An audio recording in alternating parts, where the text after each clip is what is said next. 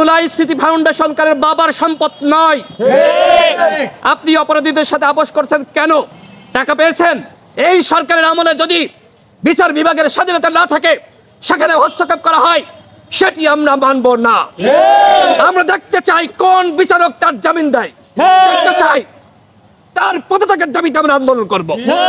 ফারুক হাসানের রক্তের দাগ এখনো শুকায় নাই, তার কপালে সেলাই এখনো কাটা হয়নি। এখনো যদি তাদেরকে জামিন দিয়ে দেন, তাহলে কিসের ন্যায় বিচার হবে এই বাংলাদেশে? তাহলে কোনো রাষ্ট্র সংস্কার হবে আমরা বিশ্বাস করতে পারি না। রাষ্ট্র সংস্কারের নামে এই আওয়ামী লীগকে রক্ষা করা, আপনারা কেন এখনো পর্যন্ত আওয়ামী লীগের নিবন্ধন বাতিল করলেন না?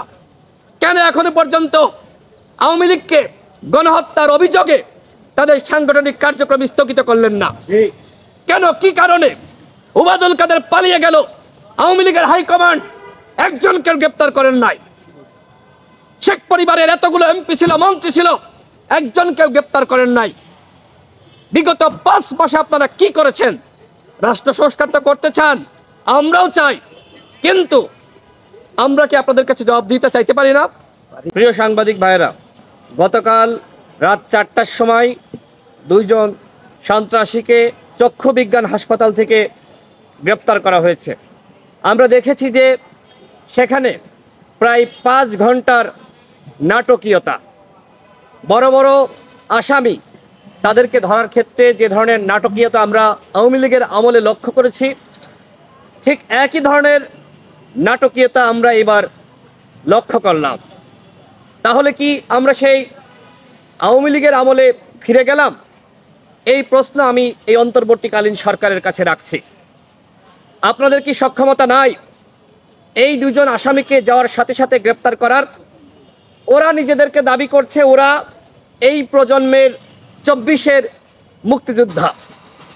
আমরা তো জানি যে ওবায়দুল কাদের একজন মুক্তিযোদ্ধা।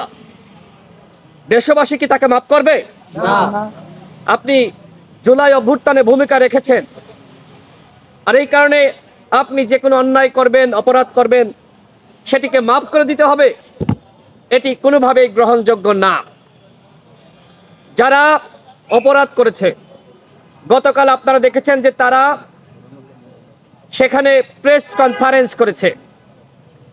তাদের বক্তব্য ইতিমধ্যে হাসান আল মামুন বলেছেন যে অত্যন্ত ঔদ্ধত্যপূর্ণ বক্তব্য তারা রেখেছেন। সন্ত্রাসীদের মতন এত বড় ক্ষমতা ওরা কিভাবে পেল? অপরাধ করার পরেও সাংবাদিক সম্মেলন, একজন অপরাধী এবং একই সাথে মামলার এজাহারভুক্ত আসামি, তিনি কি সাংবাদিক সম্মেলন করতে পারেন? না। এই সাহসিকতা সে কোথায় পেল? আমরা দেখেছি যে জাতীয় নাগরিক কমিটির মুখপাত্র, বৈষম্য বিরোধী ছাত্র আন্দোলনের অন্যতম নেতৃত্ব সার্জিস, তিনি নিজে ওই অপরাধীদের যে প্রেস কনফারেন্স, সেটার নোটিশ সাংবাদিকদের কাছে একটি গ্রুপে তিনি নিজে তার হোয়াটসঅ্যাপ আইডি থেকে প্রেরণ করেছেন। কেন, কি কারণে? ওই অপরাধীদের সাথে আপনার সম্পর্ক কি, সেটি আমরা জানতে চাই। কেন আপনি তাদের হয়ে তাদের নোটিশ সাংবাদিকদের গ্রুপে আপনি পাঠাবেন? আপনি কি তাদেরকে রক্ষা করতে চান? আপনি ইতিমধ্যে ফারুক হাসানকে দেখতে এসেছেন, এজন্য আপনাকে আমরা ধন্যবাদ জানাই। কিন্তু দেখতে আসার পরেও আবার সেই অপরাধীদের সাথে সম্পর্ক, তাদের নোটিশ সাংবাদিকদের গ্রুপে পাঠানো, এইটাকে আমরা খুব ছোটভাবে দেখছি না। আমরা জাতীয় নাগরিক কমিটির আহ্বায়ক, সদস্য সচিব সহ যারা আছে তাদের দৃষ্টি আকর্ষণ করছি, এই বিষয়টি আপনাদেরকে খতিয়ে দেখতে হবে। এই ঘটনায় সার্জিসের প্রত্যক্ষ এবং পরোক্ষ কোনো ইন্ধন আছে কিনা সেটি আমরা তদন্ত সাপেক্ষে জানতে চাই, এবং সেই তদন্ত করার দায়িত্ব জাতীয় নাগরিক কমিটি। আমরা দেখতে চাই যে তারা যেহেতু বলছে তারা নতুন রাজনৈতিক বন্দোবস্ত তৈরি করবে, সেক্ষেত্রে তারা যার বিরুদ্ধে অভিযোগ আসলো সেই অভিযোগ তারা কিভাবে খতিয়ে দেখে। আমরা এখনই বলছি না যে এই ঘটনার সাথে সার্জিস জড়িত, কিন্তু একটি ক্লু কিন্তু আমাদের হাতে এসেছে। তিনি ফারুককে দেখতে আসলেন, দেখতে আসার পরেও তিনি আবার তাদের সেই নোটিশ, এই আপনারা সাংবাদিকরা সাক্ষী, আপনাদের গ্রুপে পাঠিয়ে এবার তার কপালে যেভাবে টিপ ছুরি দিয়ে আঘাত করা হয়েছে, এটি যদি গলায় লাগতো, তাকে যেভাবে লাথি দেওয়া হয়েছে জুতা দিয়ে, একের পর এক গণপিটনি, আপনারা ভিডিও দেখেছেন কিভাবে 20 থেকে 25 জন মিলে তাকে সেখানে নির্যাতন করেছে। সেখানে অসংখ্য মানুষ ছিল, তারা কেন চুপ ছিল আমি প্রশ্ন রাখছি। অভ্যুত্থানের পরে কি আপনারা এতটাই কাপুরুষ হয়ে গেছেন? এবং ইতিমধ্যে ফারুক হাসান ক্লিয়ার করেছে যে সেখানে ছাত্রদলের নাম এসেছিল। এই যে বিভ্রান্তি জাতীয় বিপ্লবী পরিষদের যিনি সভাপতি সেখানে ছিলেন, তৈরি করলেন, তার কাছে তারা বলেছিলেন যে এই ঘটনা ছাত্রদলের নেতারা ঘটিয়েছে। এই যে অপরাধীদেরকে ছাত্রদল বানানো, এটি কিন্তু অন্যায্য। যাই ঘটুক না কেন আপনি তাকে ছাত্রদল বানাবেন, এই ধরনের একটি ট্যাবু বর্তমানে বাংলাদেশে তৈরি হয়েছে। আমরা এর তীব্র নিন্দা এবং বিরোধিতা করি। যে ঘটনা ঘটেছে, এই ঘটনার কোনো ক্ষমা আমরা করতে পারি না। আপনারাই বলেন, তিনি কি ভুল করেছেন? ফারুক হাসানের মতন একজন নেতা, যাকে আপনারা চেনেন, জানেন, চেনার পরেও আপনারা কেন এই ঘটনা ঘটালেন? এখন আসছেন মাপ চাইতে। জুলাই স্মৃতি ফাউন্ডেশনের সাথে এর সম্পর্ক কি? এই যে হিল্লোল এবং শরীফ, তনয় এবং সাইফুল, তাদের সাথে আপনাদের সম্পর্ক কি আমরা জানতে চাই। কেন শহীদ মুগ্ধের ভাই স্নিগ্ধ এখানে আসলো? কেন তিনি আপোষ করতে বলছেন? জুলাই স্মৃতি ফাউন্ডেশন কারোর বাবার সম্পদ নয়। আপনি অপরাধীদের সাথে আপোষ করছেন কেন? টাকা পেয়েছেন? এই যে জুলাই স্মৃতি ফাউন্ডেশনকে ব্যবহার করে অপরাধীদেরকে আশ্রয় প্রশ্রয় দেওয়া, এটি আমরা সহ্য করছি না। আমরা এই অপরাধের বিচার চাই। কেন স্নিগ্ধ আজকে ফারুকের কাছে আপোষ করার জন্য আসলো? ডক্টর ইউনূস স্যার যেহেতু এই ফাউন্ডেশনের সভাপতি, সুতরাং আমরা তার কাছে জবাবদিহিতা চাই। ফারুক যদি বিষয়টি গোপন করত, ক্ষমা করে দিত, আমার কোনো কথা এখানে ছিল না। কিন্তু ওই অপরাধীদের রক্ষা করার জন্য আজকেই যাতে জামিন দিয়ে দেয়, এই জন্য তিনি এসেছেন যে ফারুক ভাই আপনি ক্ষমা করে দেন। ক্ষমা কেন? এই অপরাধের আপনারা ক্ষমা কেন চান, বিচার চান? এখনো পর্যন্ত দুঃখের সাথে বলতে হয়, বৈষম্য বিরোধী ছাত্র আন্দোলনের পক্ষ থেকে কোনো বিবৃতি দেওয়া হয়নি। তারা দেখতে এসেছিলেন ফারুক? না, তারাও দেখতে আসেনি। আচ্ছা, সদস্য সচিব, আচ্ছা, তাদের আক্তার আসছিল না, ওই বৈষম্য বিরোধী সদস্য সোহেল, আচ্ছা, আরিফ সোহেল আসছিল, ধন্যবাদ জানাই। কিন্তু এই ঘটনার সুবিচার চেয়ে তারা কোনো বিবৃতি দেননি। এমনকি সরকারের দায়িত্বশীল কেউ ফারুক হাসানকে দেখতে আসেনি, যোগাযোগও তার সাথে সরাসরি করেনি। তবে আমাদের পক্ষ থেকে আমরা উপদেষ্টা আসিফ মাহমুদের সাথে যোগাযোগ করেছিলাম, তাকে আমরা ধন্যবাদ জানাই। তিনি বলেছিলেন যে অপরাধীদের কোনো ছাড় দেওয়া হবে না, তারা ভুল করে নাই, অন্যায় করেছে, এবং আসিফ মাহমুদ এক্ষেত্রে আসামিদের গ্রেপ্তারে সহযোগিতা করেছে। তাকে আমরা গণ অধিকার পরিষদের পক্ষ থেকে ধন্যবাদ জানাচ্ছি যে তিনি তৎপর ভূমিকা রেখেছেন। এছাড়া আরেকজন উপদেষ্টা শারমিন মুর্শিদ আপা আমাদের সাথে যোগাযোগ করেছিলেন এবং তিনিও ভূমিকা রেখেছেন।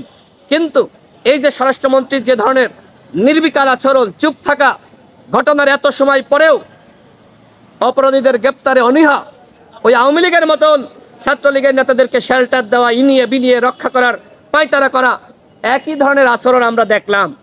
আমরা বলতে চাই, আজকে যদি আসামিদের জামিন দেওয়া হয় আমরা ধরে নিব এক্ষেত্রে রাঘব বোয়াল যারা ছিল তারা তাদেরকে রক্ষা করেছে এবং জামিনের ক্ষেত্রে তারা ভূমিকা রেখেছে। বিচার বিভাগকে আওয়ামী লীগের আমলে আমরা দেখেছি কিভাবে ব্যবহার করা হয়েছে, কলুষিত করা হয়েছে। এই সরকারের আমলে যদি বিচার বিভাগের স্বাধীনতা না থাকে, সেখানে হস্তক্ষেপ করা হয়, সেটি আমরা মানব না। আমরা দেখতে চাই কোন বিচারক তার জামিন দেয়, দেখতে চাই, তার পদত্যাগের দাবিতে আমরা আন্দোলন করব। ফারুক হাসানের রক্তের দাগ এখনো শুকায় নাই, তার কপালে সেলাই এখনো কাটা হয়নি। এখনো যদি তাদেরকে জামিন দিয়ে দেন, তাহলে কিসের ন্যায় বিচার হবে এই বাংলাদেশে? তাহলে কোনো রাষ্ট্র সংস্কার হবে আমরা বিশ্বাস করতে পারি না। রাষ্ট্র সংস্কার যদি করতে চান, এই আসামিদেরকে উপযুক্ত শাস্তি দেন।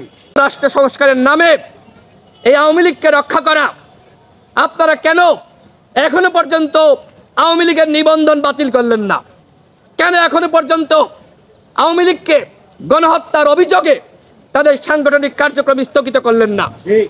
কেন, কি কারণে ওবায়দুল কাদের পালিয়ে গেল, আওয়ামী লীগের হাইকমান্ড একজনকে গ্রেপ্তার করেন নাই? শেখ পরিবারের এতগুলো এমপি ছিল, মন্ত্রী ছিল, একজনকে গ্রেপ্তার করেন নাই। বিগত 5 মাসে আপনারা কি করেছেন? রাষ্ট্র সংস্কারটা করতে চান, আমরাও চাই, কিন্তু আমরা কি আপনাদের কাছে জবাব দিতে চাইতে পারি না? কি করলেন আপনারা? 5 মাসের হিসাব দেন, খতিয়ান দেন, কি করেছেন? প্রত্যেকটা দিনের, প্রত্যেকটা সেকেন্ডের, প্রত্যেকটা মিনিটের হিসাব দিতে হবে। যেমনি ভাবে একজন উপদেষ্টা রেজানা আপা বলেছিল প্রত্যেকটা গুলির বিচার হবে, আমরা একই সাথে বলতে চাই প্রত্যেকটা সেকেন্ডের জবাব দিতে হবে। গণ অভ্যুত্থানের পরে যেন তেন ভাবে সরকার চালাবেন, অলস সময় কাটাবেন, সেটি কোনোভাবেই মেনে নেওয়া যায় না। গণ অভ্যুত্থান হয়েছে, দেশটা সুন্দরভাবে সঠিকভাবে চালাতে হবে। আমরা আপনাদের সাথে রয়েছি, আপনাদের সমালোচনা করছি, এর মানে এই নয় যে আমরা আপনাদের পদত্যাগ চাই, পতন চাই। আপনারা যাতে করে সঠিক পথে থাকেন, এই কারণেই আমরা আপনাদের সমালোচনা করি, আপনাদের ভুলগুলো নিয়ে কথা বলি, যাতে করে আপনারা ভুল শুধরে সঠিক পথে কাজ করতে পারেন।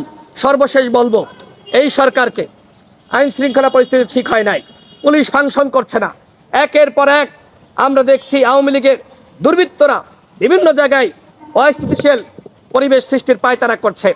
ছাত্রলীগের আমরা দেখলাম যে তাদের জন্মদিন পালন করলো। এই যে আওয়ামী লীগ আবার ফিরে আসার চক্রান্ত করছে, এই সাহস তারা কিভাবে পেল? এই সাহস পেয়েছে এই উপদেষ্টাদের কারণে, কারণ তারা আওয়ামী লীগকে ধরে নাই। 28 অক্টোবরের পরে যদি বিএনপি, জামাত, গণ অধিকার পরিষদের 30,000 নেতাকর্মীকে গ্রেপ্তার করতে পারে, এখন কেন এই অভ্যুত্থানের পরে 30,000 আওয়ামী লীগের গুন্ডা, পান্ডা, মাস্তানকে গ্রেপ্তার এই সরকার করছে না? আমরা কি প্রশ্ন করতে পারি না? এই প্রশ্ন ফারুক হাসান শহীদ মিনারে করেছিল এবং এই কারণে হামলা করা হয়েছে। তাহলে বুঝে নেন, যারা হামলা চালিয়েছে এরা বৈষম্য বিরোধী ছাত্র আন্দোলনের কেউ না, এরা আওয়ামী লীগের প্রেতাত্মা। সুতরাং এই প্রেতাত্মাদের রক্ষা করার জন্য যারা এগিয়ে আসবে, আমাদের আন্দোলন তাদের বিরুদ্ধে শুরু হবে। আওয়ামী লীগের কোনো ছাড় আমরা দিব না, আওয়ামী লীগের প্রেতাত্মাদের সাথে আমরা কোনো আপোষ করব না। আওয়ামী লীগের সাথে যদি এই সরকারও আপোষ করে, এই সরকারের বিরুদ্ধে আমরা আন্দোলন শুরু করব। প্রিয় সাংবাদিক ভাইরা, আপনারা সবসময় ন্যায় এবং নিষ্ঠার পথে ছিলেন। এই গণঅভ্যুত্থানে আপনাদের ভূমিকা সম্পর্কে আমরা জানি। 6 জন সাংবাদিক শহীদ হয়েছে।